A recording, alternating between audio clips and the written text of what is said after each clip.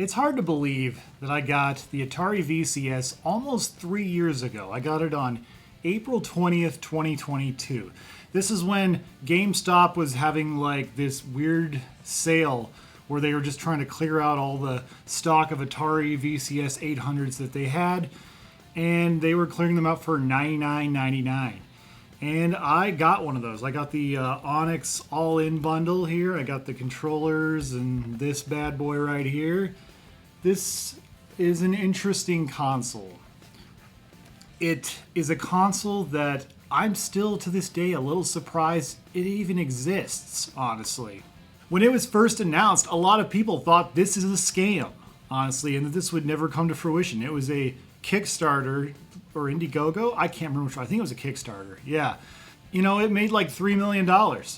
So a lot of people are like, well, what are you going to make for $3 million? You know, and obviously they contributed some more funds to it, I'm sure, beyond simple the $3 million they made from backers.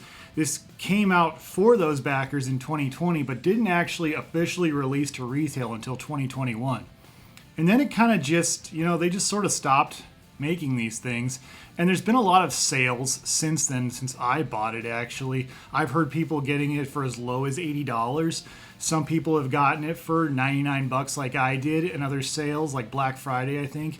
And some people have bought them on eBay and stuff like that. In fact, right now, you can get, I want to say just the Onyx version for like, I think it's like $149 or $159.99. Correct me if I'm wrong. Directly from Atari.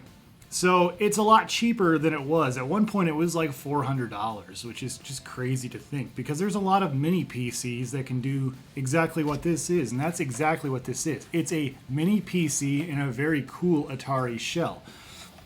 How it was kind of marketed is as a, you know, console PC hybrid sort of deal, because you can put other operating systems besides Atari OS.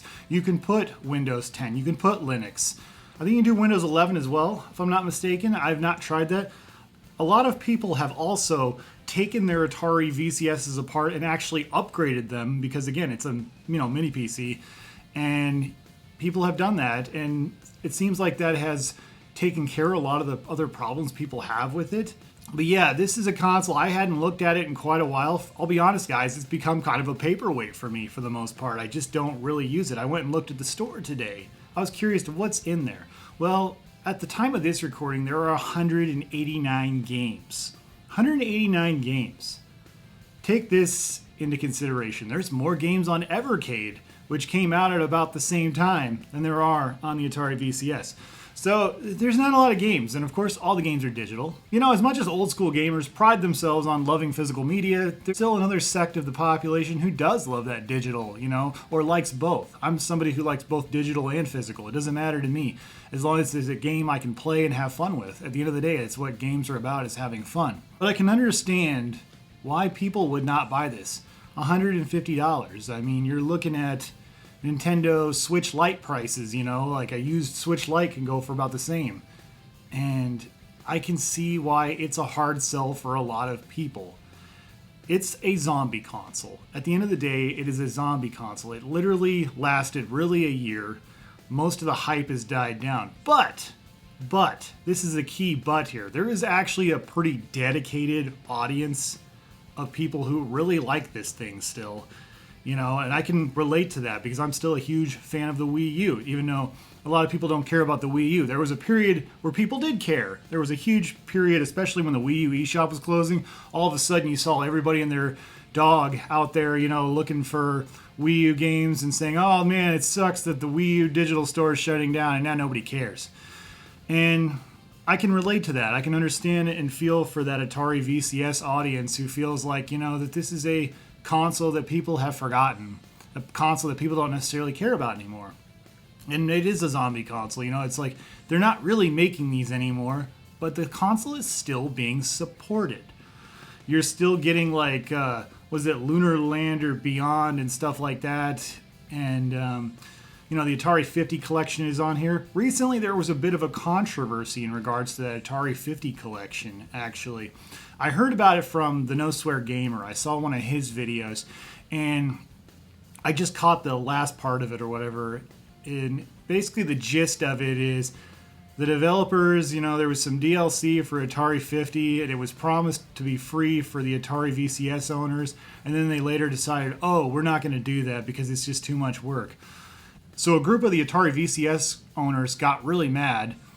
So the creators of Atari 50 decided, hey, we'll make a deal, hey, if you have any other systems, we'll give you the free DLC for that particular game on that system, whether it be Nintendo Switch or Xbox or whatever. So I can understand some people who are like, okay, that's fair. And then some people who are probably still like, that's totally not fair because you guys promised this or whatever. If you don't have another system, I can see why that would frustrate you. But at the same time, it's kind of crazy to think that there's so many other more affordable options than this. There's so many more systems that can do so much more. Why would this be your only system? It's kind of strange, to be honest. It's very, very strange, to say the least. I find it fascinating, though, that the Atari VCS is still being supported, though. Because, again, they're not really making new ones as far as I know. Are they still continuing to manufacture them? I know at some point they had basically ended the relationship with the manufacturer they currently had. I don't know if they continued to make more. I was always under the impression that no more were made and there's just a lot of them still left, kind of thing. And they haven't really been able to get rid of them. As far as I know, the Atari VCS is such a strange curiosity. That's the best way I can describe it, is it's a strange curiosity because the most hardcore Atari fans are the type of people who will collect those Atari carts. Obviously, you can't play Atari carts in there. There's no cartridge slot. But at the same time, I get it. It's a love for Atari. There's a lot of classic Atari games on here. You got access to Atari Vault 1 and 2. In fact, I think I got both Atari Vault 1 and 2 for free, if I'm not mistaken. At least when I got this. Maybe I got Atari Vault 1 and then Vault 2 actually became available for free. I want to say that's what happened. But there's also, you can buy a lot of these Atari 2600, 5200, 7800. The Atari, I think there's Atari computer games you can also buy. And there's also DOS-box games you can buy on it. And that's, I guess, the biggest draw is for people who are incredibly nostalgic or just want to try old games they had never tried before and don't want to necessarily use an emulator on PC. What's interesting, too, also from the No Swear Gamers video, he mentioned that Sabretooth Retro had gotten the Steam DLC and actually could play those games on Steam using I'm guessing Windows 10 system or whatever for the Atari VCS, because that's the thing that's interesting about the Atari VCS is you can operate two different operating systems with it, which is it's weird that they even chose to do that. It's they tried to be everything to everybody, I guess, because they want to give you the freedom to play PC. But my experience from putting Windows 10 on here is it's very, very slow. I guess I need to upgrade it. My buddy Super Nintendo actually made a video where he upgraded his Atari VCS 800. And that was actually a really good video, very informative. I'm not sure I'm qualified to do that on my own. Maybe I'd have him help me out or whatever. He doesn't live far from me. It's just so many other options out there. So it's kind of miraculous that this has continued to have that hardcore audience. It's continued to have that audience in spite of it being a zombie console. Why do I call it a zombie console? Again, at the end of the day, it's not really, it's supported, but it's not supported. What are the unique special games that are on the Atari VCS? There are some, but obviously they come to cartridges, or maybe they're sold other places as well. So, yeah, I just wanted to say it's interesting that this thing still has games coming out for it, and I think that's impressive, really. At the end of the day, would I recommend people buy an Atari VCS? I think a lot of people are continuing to buy the Atari VCS, and when they first get it, they're having an absolute ball with it. No doubt about it. Because that's how I would be if I had just gotten this today. I'd be like, wow, there's 189 games on here. Holy cow. That's a lot of games you can buy.